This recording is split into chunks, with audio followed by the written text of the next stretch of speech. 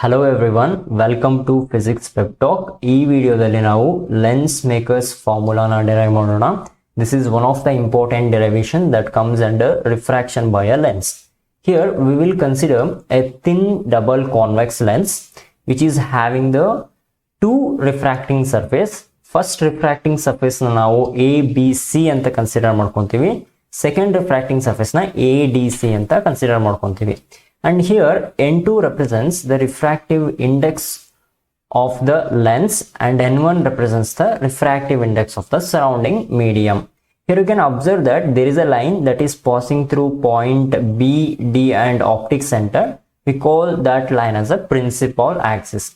On that principal axis, we will consider a point object O, which is at a distance U from the optic center. Now thin convex lens anta consider ಮಾಡ್ಕೊಳ್ಳೋದ್ರಿಂದ we can approximate whatever the distance that we going to measure from the surface of the lens is equal to the distance measured from the optical center anta ನಾವು assume ಮಾಡ್ಕೊಂತೇವೆ. Here you can see there are two rays originating from the point object O. First ray along the principal axis incident ಆಗ್ತಾ ಇದೆ. This ray will passes through the lens without any deviation. ಇನ್ನೊಂದು ray that is ON1 is incidenting on the first surface ABC. ಯಾವಾಗ first surface ಮೇಲೆ ಬೀಳುತ್ತೋ it will refract, again it falls on the second surface, again it suffers refraction at this surface, and this refracted ray finally meets the point I on the principal axis where the image of the point object is formed at a distance V from the optic center. ಇಲ್ಲಿ ಏನು image form ಆಗುತ್ತೆ ಅದು real image ಅಂತ ನಾವು ಹೇಳ್ಬೋದು, because it is formed by the intersection of two rays. This process can be understood in two steps. First step alli navu ಏನು consider ಮಾಡ್ಕೊಂತೀವಿ ಅಂದ್ರೆ refraction at first surface ABC in the absence of second surface ನ consider ಮಾಡ್ಕೊಂತೀವಿ. ಅದಾದ್ಮೇಲೆ second step ಅಲ್ಲಿ refraction at second surface ADC ನ ನಾವು consider ಮಾಡಿಕೊಂಡು ಲೆನ್ಸ್ ಮೇಕರ್ಸ್ ಫಾರ್ಮುಲಾನ ಡಿರೈವ್ ಮಾಡ್ತೀವಿ. Let us look what happens during the refraction at the surface ABC.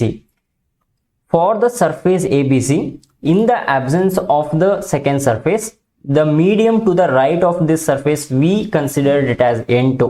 Lens medium antane consider ಮಾಡ್ಕೊಂತೀವಿ. Here ON1 is the incident ray, U is the object distance, N1 is the incident medium. ಅದೇ ತರ N1 I1 ಏನಿದೆ, this is refracted ರೇ ಅಂತ ಹೇಳ್ಬೋದು. I1 is the image of the object O which is formed at a distance V dash from the optic center. R1 is the radius of the curvature for this surface ABC.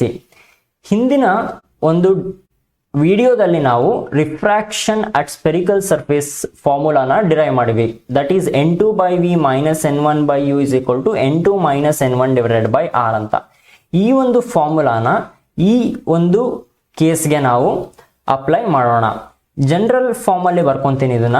That is N2 ನಾನೇನಂತ ಹೇಳ್ತೀನಿ ಅಂದ್ರೆ refracting medium divided by image distance minus N1 ನಾನು incident medium divided by object distance ಅಂತ ಬರ್ಕೊಂತೀನಿ. This is equal to refracted medium minus incident medium divided by radius of curvature ಅಂತ ನಾನು ಬರ್ಕೊಂತೀನಿ.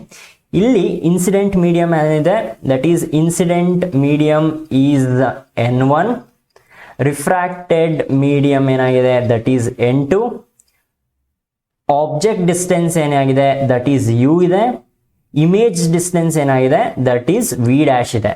ನಾವು I will apply this formula here. ಯಾವುದೇ ತರಹದ sign convention apply ಮಾಡೋದು ಬೇಕಾಗಿಲ್ಲ, ಯಾಕಂದ್ರೆ ಹಿಂದಿನ ಕೇಸಲ್ಲಿ ನಾವು ಸೈನ್ ಕನ್ವೆನ್ಷನ್ ನ ತಗೊಂಡು ಕಾನ್ವೆಕ್ಸ್ ಸ್ಪೆರಿಕಲ್ ಸರ್ಫೇಸಿಗೆ ಡಿರೈವ್ ಮಾಡಿರೋದ್ರಿಂದ I will apply this formula directly here. ಇಲ್ಲಿ ನೋಡಿ, ರಿಫ್ರಾಕ್ಟೆಡ್ ಮೀಡಿಯಂ ಏನಿದೆ ದಟ್ ಈಸ್ N2 ಇದೆ, ಇಮೇಜ್ ಡಿಸ್ಟೆನ್ಸ್ ಏನಿದೆ ದಟ್ ಈಸ್ V ಡ್ಯಾಶ್ ಇದೆ, ಮೈನಸ್ ಇನ್ಸಿಡೆಂಟ್ ಮೀಡಿಯಂ ಏನಿದೆ ದಟ್ ಈಸ್ N1 ಇದೆ, divided by object distance ಏನಾಗಿದೆ that is U ಇದೆ.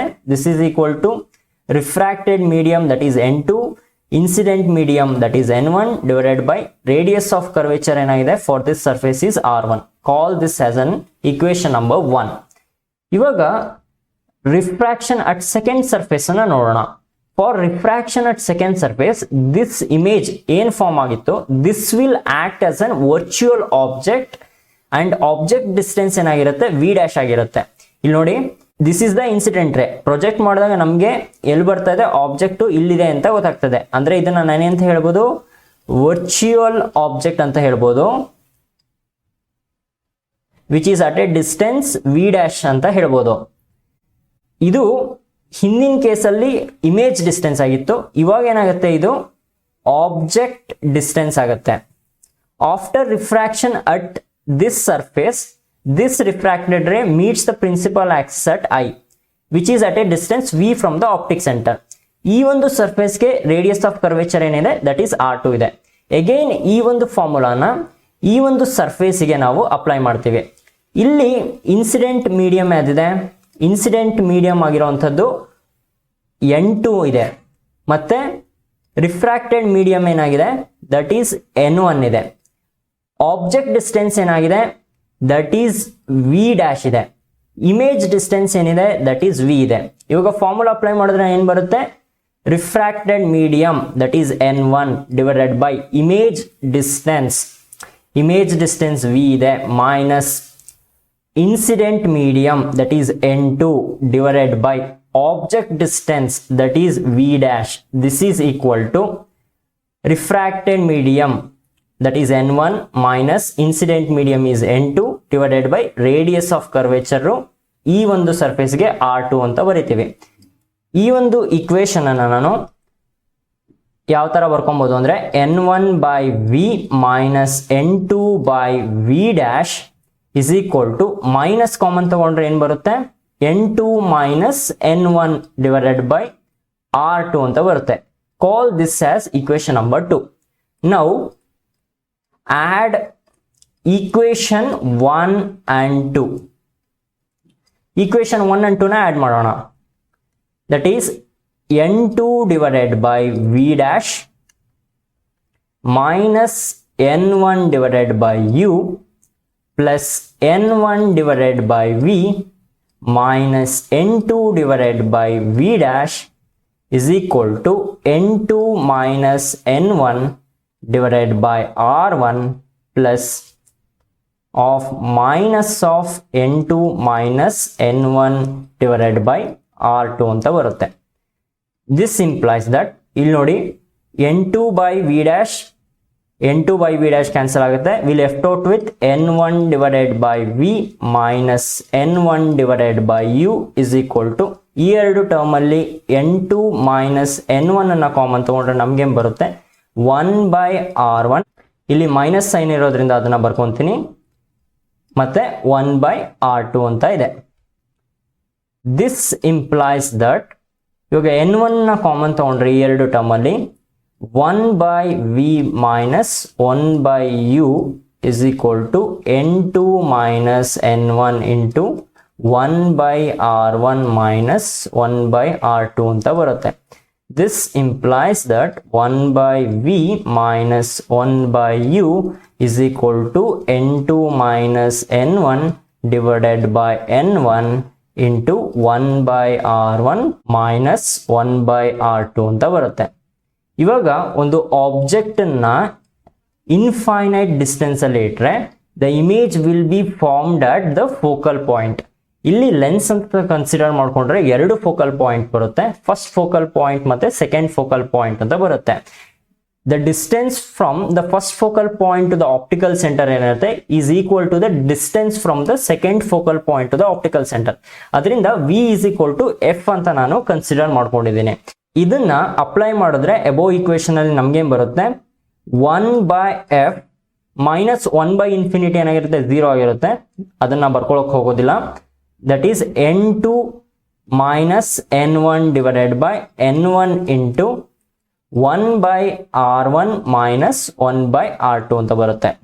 ಈ ಈಕ್ವೇಶನ್ ಅನ್ನ ಹೇಗೆ ಬರ್ಕೊಬಹುದು, 1 by f is equal to ಇದನ್ನ ಸ್ಪ್ಲಿಟ್ ಮಾಡಿ ಬರ್ಕೊಂತೀನಿ, N2 by N1 minus N1 by N1 into 1 by R1 minus 1 by R2 ಅಂತ ಬರ್ಕೊಬಹುದು. This implies that 1 by f is equal to n21 ಅಂತ ಬರ್ಕೊಂತೀನಿ. Refractive index of the second medium with respect to first medium ಅಂತ ಬರ್ಕೊಬಹುದು. n1 cancel ಆಗುತ್ತೆ. therefore I get 1. this is 1 divided by r1 minus 1 divided by r2. this is known as Lenz maker's formula. Makers formula. ಈ ಒಂದು formula ನಾವೇನು ಹೇಳ್ತೀವಿ, lens makers formula ಅಂತ ಹೇಳ್ತೀವಿ. ಯಾವುದೇ ಒಬ್ಬ ಮ್ಯಾನುಫ್ಯಾಕ್ಚರ್ ಲೆನ್ಸ್ ನ ಮಾಡಬೇಕಾದ್ರೆ ಈ ಒಂದು ಫಾರ್ಮುಲಾ ಉಪಯೋಗಿಸ್ಕೊಂಡು ಅದರ ಫೋಕಲ್ ಲೆಂತ್ ನ ಡಿಟರ್ಮಿನ್ ಮಾಡ್ತಾನೆ. ಇವಾಗ ಈ ಎರಡು ಈಕ್ವೇಶನ್ ಅನ್ನ ಕನ್ಸಿಡರ್ ಮಾಡ್ಕೊಂಡ್ರೆ, let me call this as equation number 3 and this as equation number 4. from equation